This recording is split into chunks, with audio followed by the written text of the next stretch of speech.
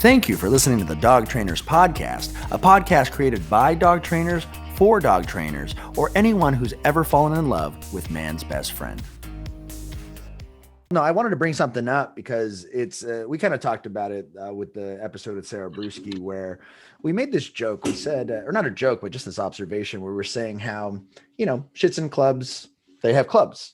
Yes. Agility has clubs. Yeah. There aren't really that many pet dog trainer clubs. Correct. You know what I mean? There aren't really that many organizations where we can all come together. I mean, there are like IACP and there's organizations like that have conventions and stuff, but there aren't organizations or clubs where we can all come together and actually work the same group of dogs together.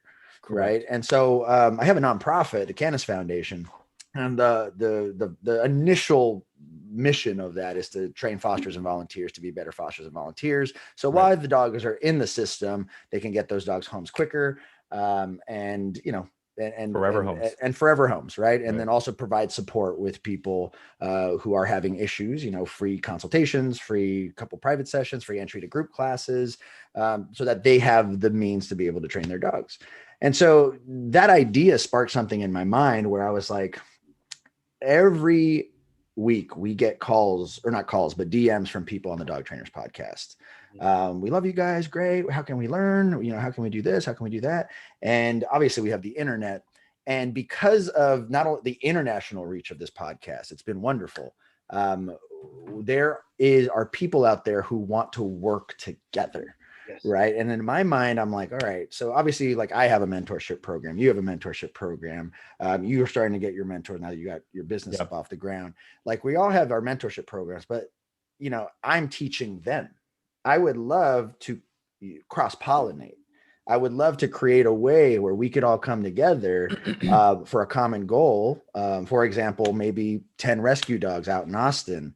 Yeah. I fly out there. Mariano flies out there. We get other dog trainers in that area who want to volunteer their time, and we all come together and create a club, whatever you want to call it. Whatever, who cares? Whatever you want to call it, where we train together and we exchange knowledge and we teach what we feel we want to teach, you know what I mean? And so in that way, we can kind of create a little bit of more of a cross-pollination of information. And what we'll see is how we're all very similar, but then we can actually see why we're very different.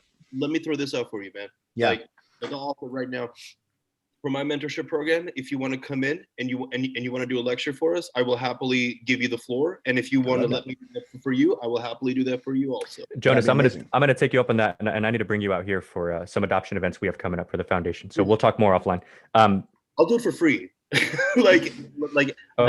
Bro, I do. You have to at least do it for a steak dinner. Come on, man. You have to value yourself. Yo, okay. No, dude. Okay, well, then at least that, because my girlfriend makes amazing steak dinner. I'm in. Man, you're a dog trainer and you have a girlfriend. How the fuck do you manage that? She helps him. It's not without a degree of difficulty, I assure you. No, I love that. And I want to find a way that we make this a very common culture thing, right? Like I would love, so we're pioneering a program. I'm drafting out and outlining a program like that for LA right now, because I want to work the kinks out. But I would love to have a program like that. Now I know you guys in Austin. I know 2 other trainers in Austin. My homegirl Shona, what's up? She's dope. You guys should connect. Yeah, Shona Smith. Yeah. I would love to have dog trainers who want to volunteer their time for a common good come together so we can all collaborate. I think that would be an amazing thing. I think that's amazing. And the thing with the IACP, I'm not a part of the IACP because I think I'd get kicked out right away because of the way they're managed. But like, I also like it's very competitive in the IACP and it's very political. And like, I'm just not about fucking issue. Like y'all are my homies now. Like whatever you guys need, like y'all just hit me up. And like, and anyone who's in my circle, like in my circle, they'll tell you like, dude, once Jonas gets to know you and knows that you're not after him, I'm the most loyal motherfucker in the world. I will fucking show up. If someone's coming after you, I will sit at your fucking porch with my 9mm to make sure you are okay. Like you're that friend. I love it. Yeah, like, oh fuck. I'll tell you stories offline at some point. But I mean, I'm everyone's ride or die who's my homie in the dog training world. Like secrets. I have secrets from people that you wouldn't even know, and they never make it out, even though they could boost my popularity. But like, I want people to trust me. You know what I mean? Mm-hmm, mm-hmm, mm-hmm. Like, And that's like, been our goal with this thing too, you know, is just to create that, platform. I guess this was kind of the beginnings of the next thing, right? It was just get some trainers together. This isn't like a weird gotcha thing. It's just talk, just be who you are and just do your thing and share what you got to share. yeah. And I think like, I think one of the reasons why the industry is so, I mean, they're fucking scared of me, is because they're seeing that authenticity created a lot of success for me. Right. And like, I'm talking $1 million business in 6 years. You know what I mean? Right. Like it's one of those things where it's like authenticity created success for me in regards to dog training, where everybody else has been putting up fronts and not being transparent and fucking trying to make shit too nice and trying to make shit too like positive, spelled with a PAW. Oh yeah, PAW. Yeah. I'm sick of it. Make it cool. Make dog training cool again, because at one point it was. And in countries like Germany, dog training is cool there. Yep. Italy, it's cool. Yeah, like dog training is cool there, but their cool went to a pure positive side, which is why we in the States have an obligation right now to fight the fight before it hits us hard. Because there's counties in Florida where the tools are banned. I was going to say, I've been seeing that. I was surprised by that. I wasn't surprised by Wales and certain parts of the UK, but I was very surprised when I heard that here. It's starting to happen, y'all. Yeah. And like, do not be blind to the fight that we have to fight right now. The war is coming to our shores, and it's going to be fought here. And we have to put the information out there, and in regards to content, put the content out, because it's not about yourself. It's about the craft and the preservation and welfare of dogs. Because this style of training gets banned, which it has been. In some countries, you can't even tell your dog no in public without getting an animal cruelty fine. Right. You see BSL creep in. We're gonna lose. I don't know if you guys saw the video of the woman in England who had her pit bull, who had her Amstaff typed as a pit bull, get that dog dragged out. I was gonna say, I didn't even know that you could have a pity in England anymore. Like, they typed the Amstaff as a pit bull, dragged the dog out by a catch pole while the woman is screaming, and it happened 3 times to her. They are persecuting these dogs because you're not allowed to train them in a way that they need. Right. That's conducive to just their drives and their personalities. Yeah, for sure. Oh yeah, it's so frustrating. That's so frustrating. I know we have to wrap up, but before we do, you're not getting out of my challenge there, Jonas. So my challenge is this, and I'm going to let you pick. All right. So I've been seeing you in shape, my friend, and I see you and I raise you. So you give me one workout and I will give you one workout. Okay. Mine's going to be, you can either pick boxing I or need a jiu-jitsu. workout too. Oh, you do it too then. Oh, you All have right, fat too. So you can either pick boxing or jiu-jitsu. I got the gym at the house. You pick your poison, Jonas, and I'm going to get on your ass, all right? A 10-round boxing workout or like a 5-round jiu-jitsu workout, and then you give me whatever you got in return.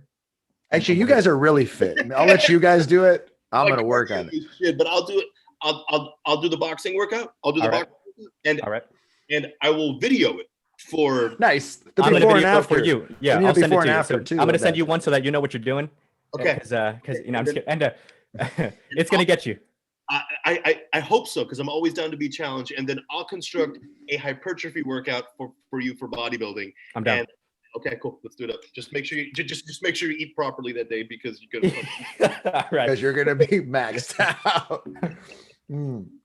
This is amazing. No, I love this. I think this was definitely one of the most entertaining. This was fun, and I honestly know, I always leave these podcasts with guests. I'm like, we're homies. Yeah. I was gonna say I'm gonna fly out. I'm gonna fly out just to see you. Would say, yeah, for real. Like, I don't want this to sound mean to anybody. Like, legit. If y'all want to come out, I'll put you up, but you got to make sure you can handle the tequila, because punk ass will take you out. Ooh. I'm a tequila man. I'm a Patron guy myself. A Patron silver guy or platinum. No, man. Like, I don't want this to sound rude to other people and stuff like that, because everybody's like, I have nothing but polite conversations, I guess. But I like you. I appreciate it. I like you too, man. I like you. Yeah. You be my friend. Well, honestly, that's how it was in first grade, right? It was that simple. I like you. You want to be my friend? Well, it's just that genuine thing. I like everybody, but I like all the ego gets in the way. Like, I like you. Be my friend. And then, okay, I'll be your fucking friend. It was that simple. And then bullshit gets in the way. I really appreciate platforms that allow me to explain myself. And and I'm not justifying who I am, because I don't need to do that to anybody. But the thing is that just so people start to understand that I'm not just some bully online that goes and thinks I'm the dog training god. I don't think I'm the best dog trainer. I think I'm really good at behavior. Because my results are there. I would be neglecting myself by not acknowledging that. Right. But the thing is that I'm not a bully. I'm not an egotistical bastard. I'm not a misogynist. Like, Yep. you know, like I just really appreciate whenever people give me the chance, because I'm able to talk science. And at the end of the day, I'm able to talk dogs, which is what this is all about. Mm-hmm. Real quick, maybe some dog trainers will understand. If you were going to be one breed of dog, what breed of dog are you? I would definitely be probably the Siberian Husky. Nice. Okay. Nice. Like, I like it. Definitely, like, because so first off, I own Huskies, and a lot of people don't know that my work that actually got me pretty well known was done with Huskies. My off-leash work with Huskies with non with non-remote collar. Okay. That's like that's difficult as fuck to do off leash work with a husky. Yeah. So basically, you're a wizard. Yeah. I just know the breed, and I know the way they tick. And my bitch, she's a Foxhound Malinois Husky mix. Wow. And Foxhound Malinois. I'm worried about the Foxhound. The other two, I get. She's a machine. She's pushy, but she's a machine. I was gonna say. She's super pushy, but I'll tell you one thing: she's the most well-trained machine ever. But Wolfie, my husky, he's the one that got me on the map with the husky circles, because they're seeing 100-yard downstays. I mean, I can let that dog go out, and I just go like that, and at 100 yards, he goes straight into a down. Boom. Yep. Now, did that take as long as with a golden retriever? It took way longer. Right. Mm-hmm. But we put the work in, Right. But I'd be the Siberian Husky, because I'm the closest thing to a wolf that you're gonna get. I love it. I love it. You're a domesticated wolf, but a wolf nonetheless. Just before from my work in wolf conservation, I have wolf skulls in my liquor cabinet. I got an Asian red wolf skull in my liquor cabinet. Oh my awesome, gosh, that's super sick. Just before you close it out, Brent, I just want to say one more thing, because I feel like Jonas, I mean, hopefully you like really take it and kind of vibrate with this message, but maybe you can give it, however, later with social media, whatever, in a way that really helps more people. Because again, I don't have the words sometimes. Is when you talk about you put in the work, dog training aside, putting in the work. Here's a quote that I absolutely love from a podcast of a guy that I think you would love, the Andy Frisella, the MFCEO podcast. He said, people dramatically overestimate the amount of work that can be done in 4 to 5 months, so they do too much and burn out. People dramatically underestimate the amount of stuff that can be done in 3 to 4 years. And it's not about blowing yourself to pieces every single day. It's about doing the few things a day that you can do each and every day. Over time, they stack up. That's putting in the work. I love that. I truly love that. And that can be really heavily applied to dog trainer burnout. Right. Mm-hmm. And that's where compassion fatigue kicks in. And that's where, because all those are real things. And if we want to wrap up with this, y'all take breaks. If y'all are dog trainers, take breaks. I know that you want to help, and your clientele will not go away. Right. Don't burn yourself out. I make my trainers take breaks. That's why I give them time off, because I understand the mental toll that it takes to work with dogs every single day. Take breaks. Don't burn yourself out. Allow yourself to enjoy your craft. If it starts to get like, fuck, I got to work this dog, stop. Mm-hmm. Stop. You're working with a being, an emotional being that is unique and beautiful in all its own right, and like it's God's greatest creation, in my opinion. So like, be respectful, and if you don't want to work with dogs, then give yourself a fucking break. Right. Stop. Yeah. Stop. And I've been there where I was like, I trained 800 dogs this year. I need a couple months off, so I took those months off. And luckily I was in a position to where I had reliable. Didn't hurt you. Yeah, it didn't hurt you. And I had reliable trainers who were able to pick up the slack for me. Right. But this is where I like to mentor people and tell them how to grow their business in a really ethical manner. Mm-hmm. Not everybody is ready to expand because they're not the trainer to be able to teach other people yet. Right. Huge thing. Don't burn yourselves out, boys and girls. There's plenty of time, plenty of fucked up dogs. Absolutely. Yep. They'll be there. Yeah. No, I think that was a beautiful note to end on, Jonas. Really appreciate you joining us and being on this podcast. I just last bit would be, we talk about dog training as an art form. What do you feel is what would be your, if you were talking to a bunch of dog trainers as artists, what would you add to their art form? So to give you some context, we talked to, Michael Ellis, we said, or Tyler Muda, right? We said, if we were artists and we had like tools, paintbrushes, color palette, clay, whatever it was. What is a necessary tool in dog training? And he says, oh, you got to know your theory. You got to know your learning theory. You got to know your classical conditioning, operant conditioning, reinforcement schedules, etc. He goes, all right, great. So then we asked Michael Ellis, what would you add? And he goes, oh, technical skill. There's a lot of times people have understanding of stuff, but their bodies just can't connect to what it is they're trying to do. And we asked, a lot of our other dog trainers. Some people say, put in the work. Some people say you got to make sure you're being honest with yourself, honest with the dog, honest with the clients, and so et cetera, where they start adding a lot more tools to this dog or to this artistry toolbox. Is there a tool that you would say helps you be the best artist that you can be? I'm going to go more philosophical on this. Yes. As opposed to, if we're talking about an art form and we're putting science into it, I don't think that does that question justice. No offense to Michael or Tyler. I love you both. What I believe to be the greatest mindset, the greatest addition to my dog trainer toolbox is the mindset of the present. Understanding that results are not a real thing while you're training dogs, meaning that the future is a non-existent variable. If you're working towards the future, you will never get there. Sometimes it's completely okay to stay with your dog step by step, if that's what it takes to teach that dog a heel. Literal breakdown into step by step. Be in the moment with your dog. Be authentic with your dog. In the moment with your dog. I'm getting goosebumps talking about this because the next thing that I'm going to say is the greatest joy that you'll ever receive as a dog trainer if you're in the moment with your dog. When the dog realizes that it has done what it's supposed to do, and the dog validates you with its joy. Right. Yeah. That is the thing that I wish more trainers would do, is pull back from the bullshit stress of achieving results and enjoy the current state which you are sharing with the only animal that gets a dopamine release upon our touch and their touch to our touch. We have an incredible interspecies relationship, which has evolved through so many years of domestication. And you have to honor that bond by being more dog-like, by staying in the moment, because time is a non-present variable within a dog's framework and the way that it contextualizes things. So be more dog. If you want to go onto the same platform with your dog and be connected with your dog on a level that's non-emotive, be in the moment with your dog, one step at a time, and honor each individual being for that special creation that is, because dogs are fucking dope.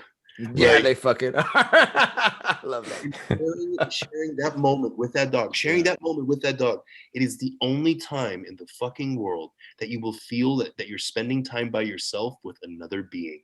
Think about that. Alone time spent with my dogs. Think about that dynamic. There are beings that make you feel like you're doing things for you. Self-care. Think about that. Think about that fucking dynamic. You can't feel that way with another person, but with your dogs, if you're in the moment, you still feel that way. They are the irreplaceable, invaluable presence in my life that has led me to be where I am. Not only by training them, but by learning from them. Yeah.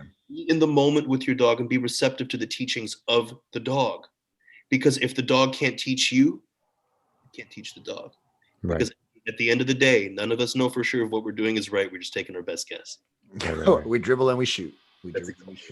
No, I love that. That was a beautiful answer. And I think it's going to be hard to, that is the new bar of that answer, my friends. I really appreciate you for sharing that knowledge with us. Those of you guys who are listening to this podcast and you guys are enjoying this and you guys want to follow this guy, Jonas Black, his Instagram handle is @Jonas, JONAS.black, like the color. And TikTok, you could follow him at @punkassdogtrainer. And we really appreciate you guys being here, Jonas. This was a lot of fun. It was very informative. I think we're going to connect. You're definitely going to help inspire a lot of new listeners who don't know who you are. And we really appreciate you just being here, man. If you guys really liked this episode, make sure on whatever platform you guys are on, whether it be Spotify, Google, iTunes, whatever it might be, go ahead and leave us a review. And again, we want to hear from you guys. We want to know some questions. We are officially adding a question and answer section to this podcast next month. So we would love to get some of your guys' questions, topic ideas, any potential referrals of people that you guys would like us to interview and research. Just like Russ from ComK9 did, we do not regret getting Jonas on here, and he was a referral from Russ. We would love to connect with our dog trainers all around the world, guys. So we really, really appreciate it. Again, this is episode 44. My name is Brent LaBrada. That guy over there is Jonas Black, and that is Mariano Alvarez, and we will see you guys next time. Peace. Thank you for listening to the Dog Trainers Podcast, a podcast created by dog trainers, for dog trainers, or anyone who's ever fallen in love with man's best friend. We really hope you guys enjoyed this episode, and we hope to see you back for the next one. But in the meantime, please follow us on Instagram and Facebook at Dog Trainers Podcast. Go ahead and leave a comment, ask us any questions that you want. We would love to connect with our dog trainer communities all around the world. Take care, guys. We'll see you next time.